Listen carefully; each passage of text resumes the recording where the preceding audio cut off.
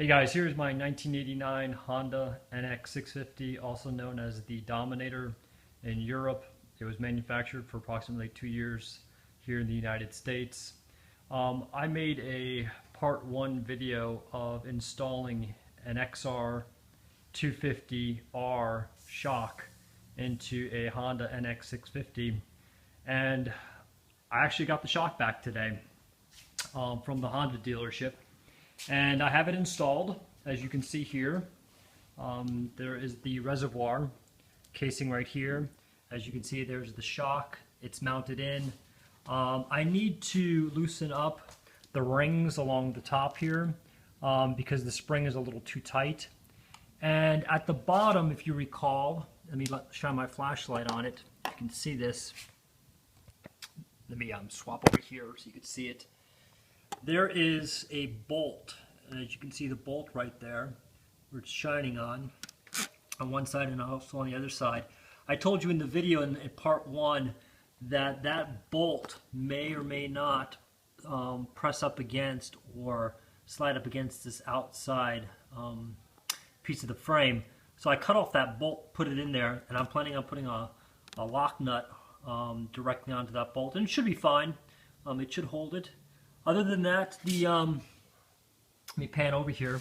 So, as I had mentioned, this was an XR250R shock that I took off the spring off the NX and put it on the shock. The Honda dealership, they charged this up, put some new oil into it, put some nitrogen in there.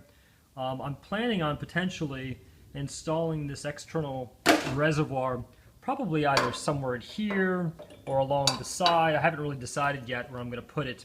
And then the other piece that I had explained in the part 1 video is about the air box.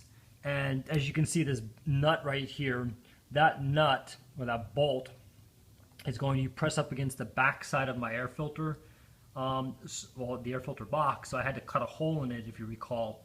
Other than that, it fits. I've sat on it. It actually works pretty well. It's a little stiff right now, and that's due to the spring being a little too far compressed. So what I'm planning on doing, as I mentioned a moment ago, is I'm going to loosen up these rings, probably bring the spring up to right about there, right towards the top. So I hope this was informative. This will save you a lot of money versus going out and buying a brand new Honda NX650 shock. As I mentioned in part 1 video, I bought that XR shock for about $55, $60 on eBay. And I've spent, just so you know, it cost approximately $100 to install the new spring and get it charged up. So I'm in for about 150 bucks right now, which is not a bad deal. As soon as I get the airbox put back on and the seat and the other pieces of fairings, I'll take another video and I'll let you guys know how it rides. See ya.